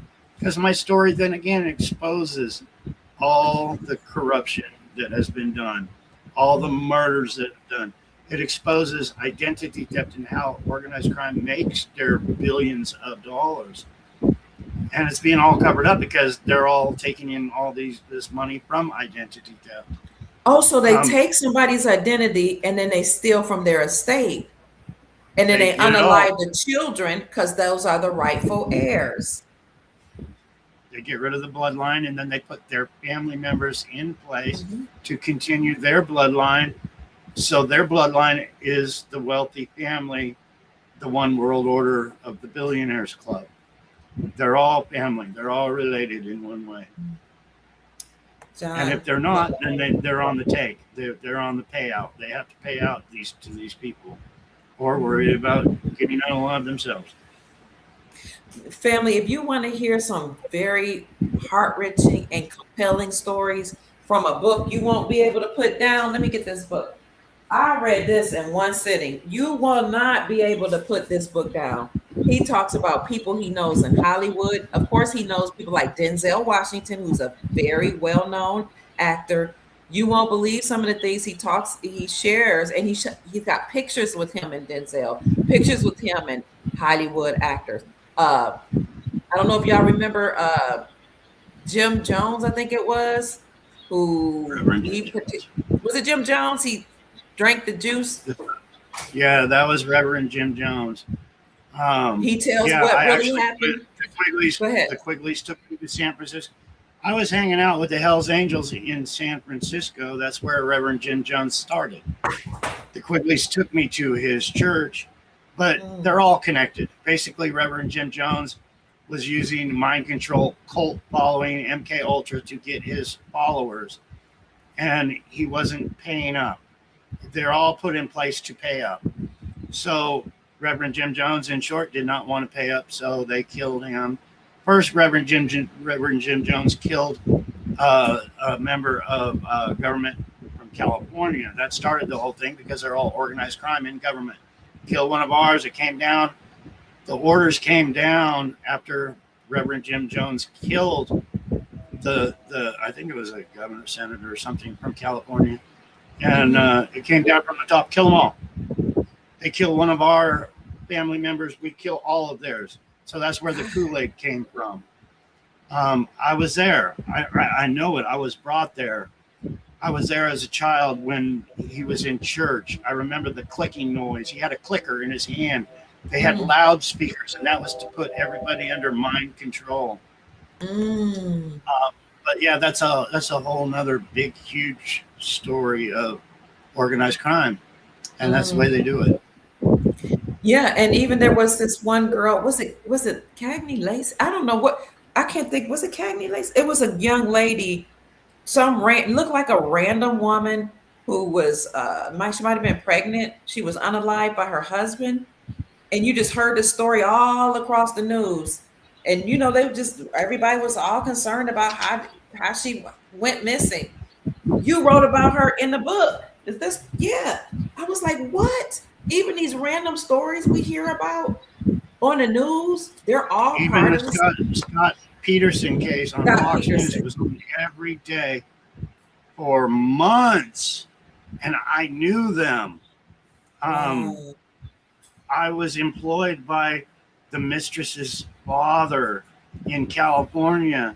I met Scott Peterson because they were trying to kill me in San Diego.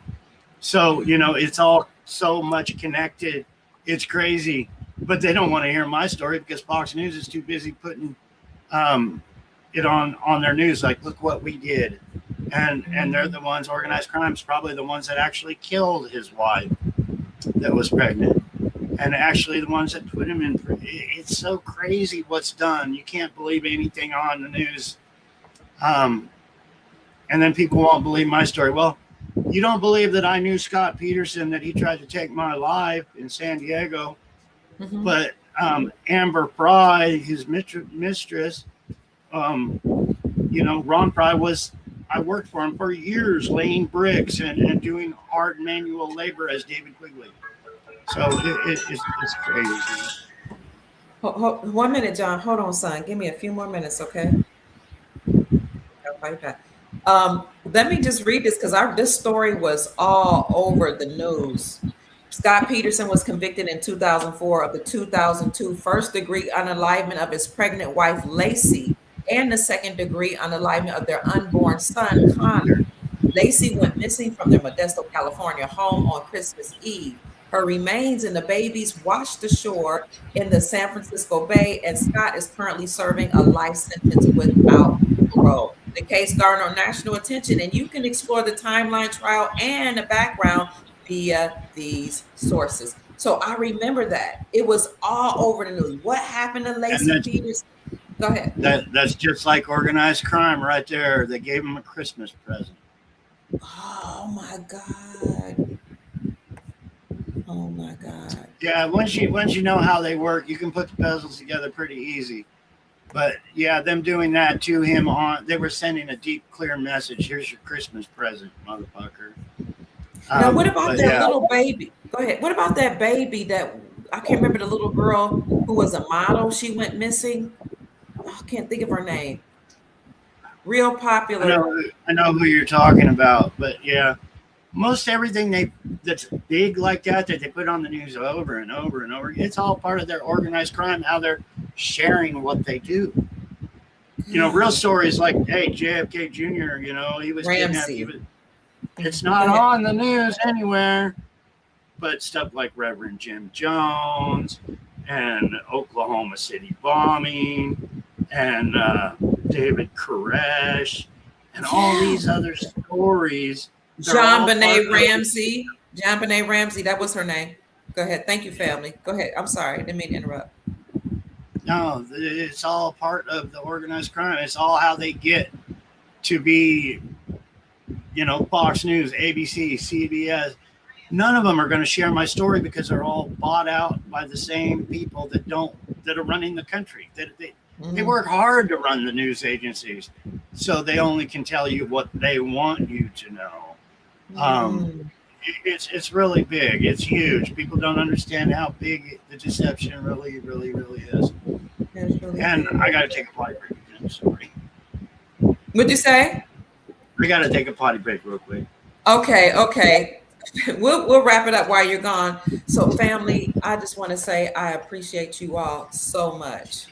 Thank you. This is a compelling story, and for some, it's incredible. You know, we don't hear of things like this every day, but news is starting to come out with Allie Carter on Instagram telling her story. Rena Houston is a friend of mine. Whitney Houston's daughter, she has come out years ago, but they tried to silence her. Who else? Oh, David, was it Isaac? What's his name? Isaac Cappy. I was able to actually not talk to him directly, but he was an actor that came out, maybe B-list actor that came out talking about how children were kidnapped and unalived in Hollywood and how there was a lot of nefarious things going on. I don't know if you all remember Isaac Cappy talking about this, but people tried to hush him and then he went missing. But one thing I will say is he was talking online once and I said, hey, Isaac Cappy, I just want you to know I hear your story and I love you. And I put hashtag Famber Lambergasis because he used to call us Famber Lambergasis. And he said, that's right. I love you too, Dr. Kia, my Famber Lambergasis. I was ecstatic that he shouted me out. But Isaac Cappy, before he went missing, May 13, 2019, he was telling a story about children in Hollywood being programmed through UK Ultra. Go ahead. He was exposing them, and that's what happens. They don't like to get exposed. That's why we can't give up. We got to keep exposing. And I made a post the other day. I was a Hollywood actor. I knew John Wayne. I knew Charles Bronson. The list goes on of who I knew. Mm-hmm. They all were playing cowboy. They were all playing cowboys and Indians. You know, grown men grabbing guns, killing Indians. They were all in on it. Anybody that was a star played cowboy and Indian. That's Hollywood. That was the roots of organized crime. Was all these actors, these cowboys. You know, later on in life, after they got done playing cowboy and Indian, they'd go on and play love stories and soap operas and you know, like the show Emergency. They became doctors. Even Doris Day, you know, they all played cowboy and Indian. It was the roots. Yeah. David, I mean, not David. No, I refuse to call you that. John, John, who is Lydia Durham? Durham. They're talking about her in the chat. It's really hard for me to remember names. It Okay. really is. Okay. So yeah, I was basically tortured not to remember names. It takes a lot for me to pull the names up and actually remember them. They're saying she is. People some people think she's the daughter of Donald Trump, President Donald Trump, and Whitney Houston. That's what they're saying in the chat. I haven't heard about that one. Oh, I know there's a guy that claims to be Bill Clinton's son, and he also was putting that out there. There's so much deception that they don't want because they're all being controlled. And you know, they get blackmailed and pictures taken, and it's huge. But the government is it's a crime syndicate, and I can't stress it enough what goes on. I wouldn't want to be any part of it, with all the deception and the killing and the thieving and the stealing, and you know, it's crazy huge. It's so huge. I don't want to have anything to do with it unless I was saying, okay, let's give it all back to the people. Let's get rid of all that big crowd of evildoers that do this to children and this and that to children and are part of the satanic cult, part of the 3-letter agencies. Let's get rid of them all and let's put some good people in there until it gets corrupted again. But it's crazy to talk. And I'm gonna I just want you mentioned Bill Clinton and his son, former President Bill Clinton, and his son is black, or I guess he identifies as African American. He's brown, but look, he's telling his story. His name is Danny Williams. Look, I believe him 100%. He looks like him. Wow. But they suppress his story also. It's sad the way they do what they did, but there was a day I was under MK Ultra, and I've shared this before, so it's no big deal to me. But I was actually with Bill Clinton snorting cocaine in a limousine, and his black mistress walked up, and I walked away. But Bill Clinton was being told what to do by the Secret Service, everything. Maybe he was under MK Ultra at the time. But they get these presidents like Bill Clinton, and they control them to do everything. We really don't have a president of the United States. We have an underworld, a secret society of people billionaires that want their money and control, and their control of power of the presidents. And are you all related, John? At the top, the presidents and some of the entertainers. I was told I was when I was young. I was told I was related to Jimmy Carter. I was told. Well, see, first of all, you got to remember, it was a war, a takeover of the bloodlines. The bloodlines stay in power. So whether I was Jimmy Carter's relative or Donald Trump's relative or any of them, one of my DNA came up that says I'm Netanyahu's relative. I think that was from my father's side. But you got to remember, even Hollywood, they were all related. They only put their bloodlines in where all the money is at so they can control the world economy. So I was told I was told John Wayne, I was told Elvis, I was told all these people were my relatives. They're all dead now, but I was told that they were all my family members. Well, I appreciate you coming on and sharing your story. It's really compelling. I love you and Rockin' Robin, and I'm grateful to be part of your Alliance family tribe. We love you too, sister. Thank you. It's so nice to see your beautiful smiling face on here, and we got together again. And it made my whole day, my whole week, and everything. Thank you. Robin loves you so much. I love her too. So many people that keep asking me, when are you gonna get with Dr. Kia again? But yeah. The other day when you said let's do it, I was like all jazzed. That's so cool. So thank you. You're welcome. I recommend people get your books. You have this one out. That was your first one, Stolen Identity. And then the second one, The Historian's Tale. And then you have two more. Do you have them sitting right beside you? Yeah, this one by the beautiful Sue Greenwald. Okay. Quest for Justice. This is on the website, the real John F. Kennedy Jr.com. Okay. And Lanny wrote this one. This is the latest one, Legacy of Truth. She's wonderful. But this is a lot about Robin and what Robin has to do to put up with me, I guess you call it. So, what were you gonna say? I wanted to know, what final words would you leave us with before we get off today, John? I just want the truth out. I want to thank everybody that's been with me. I want to thank everybody for all the love that they've shared. I didn't know there was this much love in the world when I was trying to get my story out the very first time, and realized that how bad it is to try to get the truth out.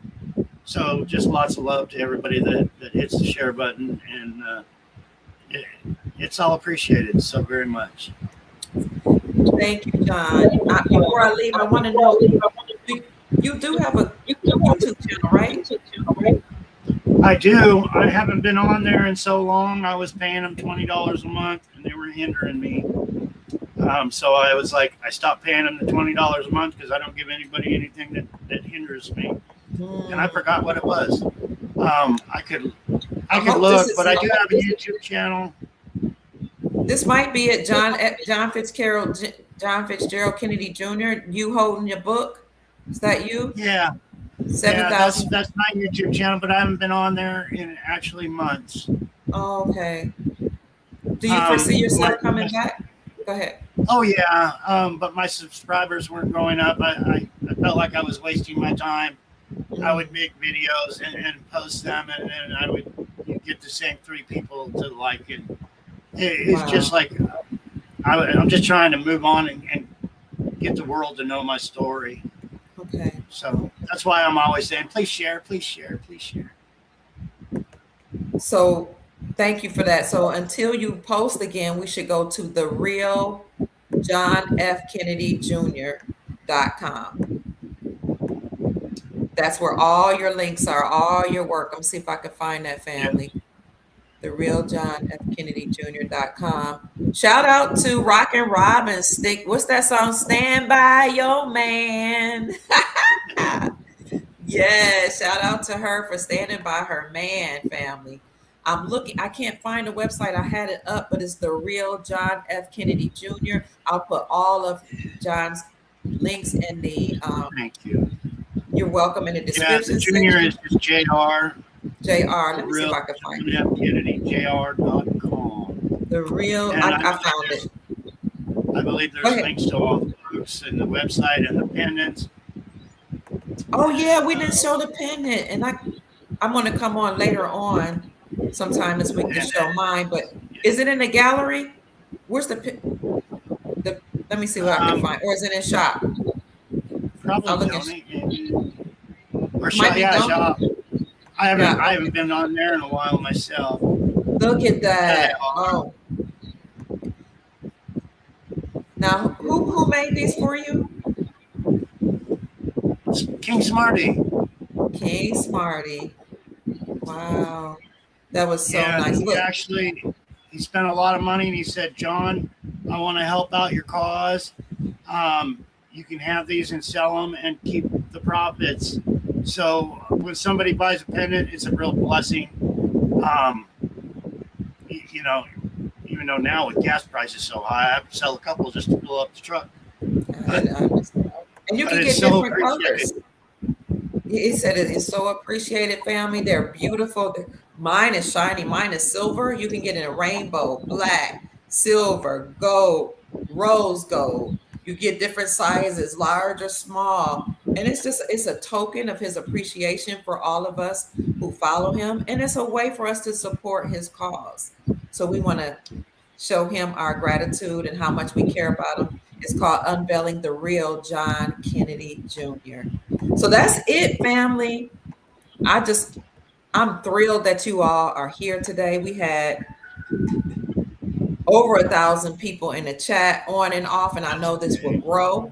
Hit the like button, share the video, subscribe to the channel, get the word out, family, and donate to John. You know, sometimes people don't like to use the word victim, but if a victim is somebody who suffered at the hands of somebody who harmed them.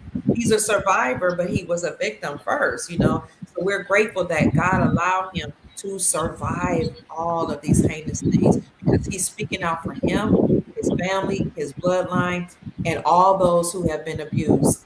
Finally, I'll leave you with this, family. Justice for John Fitzgerald Kennedy Jr. is justice for all. All of us who haven't been able to speak, all of us who maybe don't know how to share our victimization and the pain that we've gone through.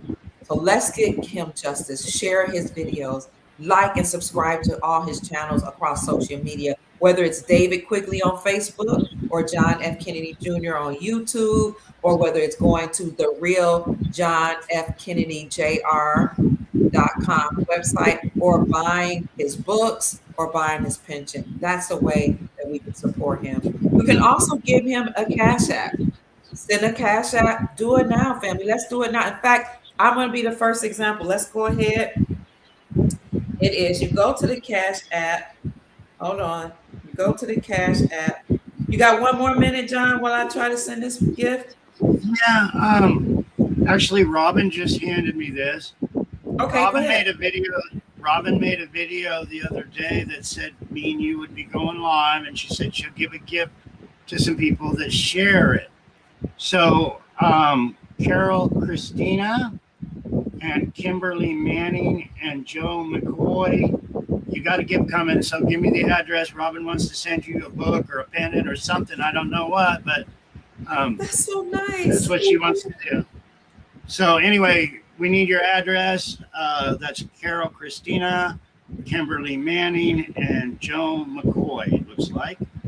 And I'll make sure Robin gets distracted a lot, but I'll make sure she sends those to you, people. If you give me your address, so we have your address, we'll send you a little gift.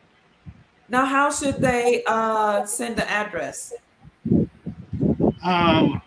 I don't know if she was on Facebook, probably. So Messenger on Facebook might be the best, or my Gmail. That's John John JRONE at gmail.com. That's the best way to get a hold of me. Okay. So this is what I'm going to do. I'm looking at my. Thank you, family. You all heard how you. John say that one more time so I can put it in the chat. John John JRONE, and that's at Gmail. John JRONE Yep. at gmail.com. That's how you can contact him by email, family. That's the best. Messenger, I get thousands of messages, so I don't always get messages. But on my email, I always check my email. So if they send me this thing that says, "Hey, I'm Kimberly Manning," I'll say, "Okay, give me your address." So that'll work great. Okay, that's awesome. Thank you, Rockin' Robin.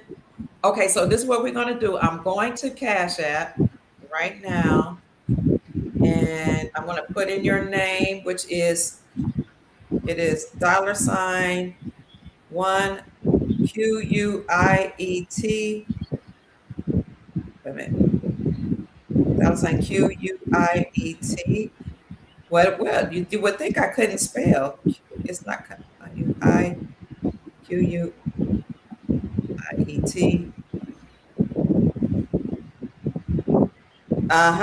JOURNEY. David Quigley. That's you? That's me. Okay. David Quigley, and we're going to pay. We're going to start this off today with $100. Oh, sure. Let's see, gift. Let's see if I can find a gift. You're supposed to lead by example. This is where that's what I put 100 to David Quigley. And don't send it back, John, because you be sending me gifts. Do not. This is for Well, you and thank your you so lovely much. woman. You're welcome. Thank you. I appreciate that. Of course. So, family, let's see. Please, family, do right now. If you appreciate his courage, his strength, his resolve to get this information out, to speak for all the victims of abuse, trafficking, human trafficking, sex trafficking, MK Ultra. If you appreciate this man, this young man, for sharing his story, please send him a Cash App gift today at $1 Quiet Journey. So I'm going to show you all that I sent it. Look, you sent $100 to David Quigley. So, family, I want to hear his Cash App, please, going off. I want to hear it go ding, ding, ding, ding, ching. Please. I haven't heard that sound for an awful long time. Oh, man. But thank you, sister. You're welcome. It's so appreciated. You're welcome. Because you're on assistant. Well, you're on disability. You have your woman to support, your wife. Your what else? You gotta live. You gotta eat. You have animals. Oh yeah, I got a beautiful dog we rescued from the pound and a cat. Wow. But, Wow. Yeah, actually, I got more bills than I do with my disability check. So I've had some wonderful support because by the time the bills come around, it's like, how am I going to pay it this time? And then Daddy takes care of me.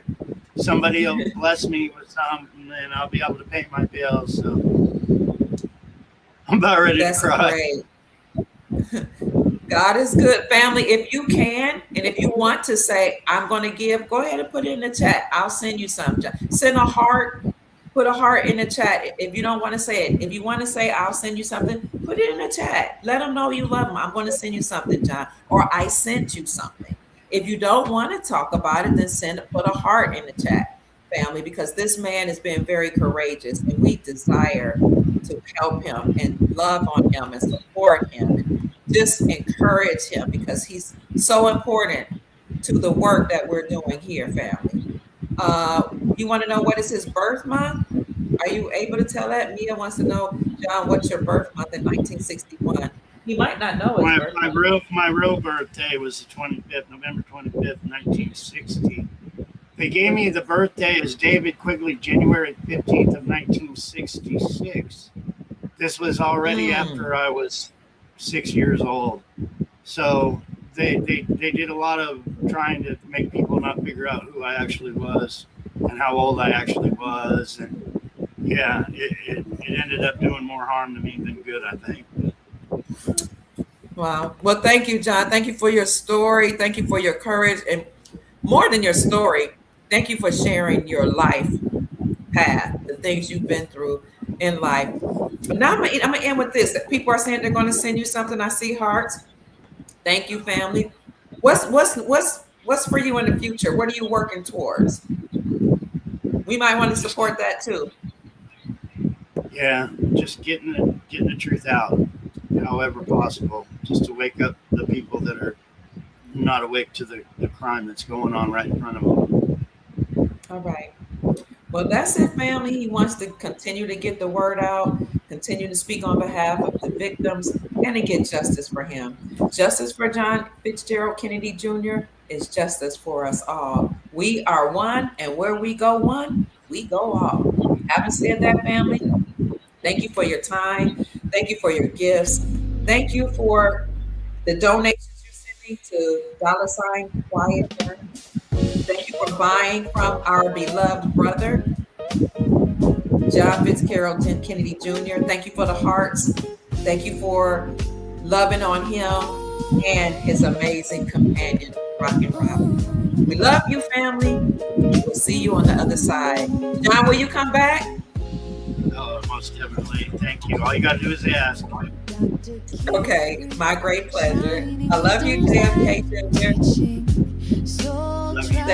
Thank you, family. Family, we'll see you later.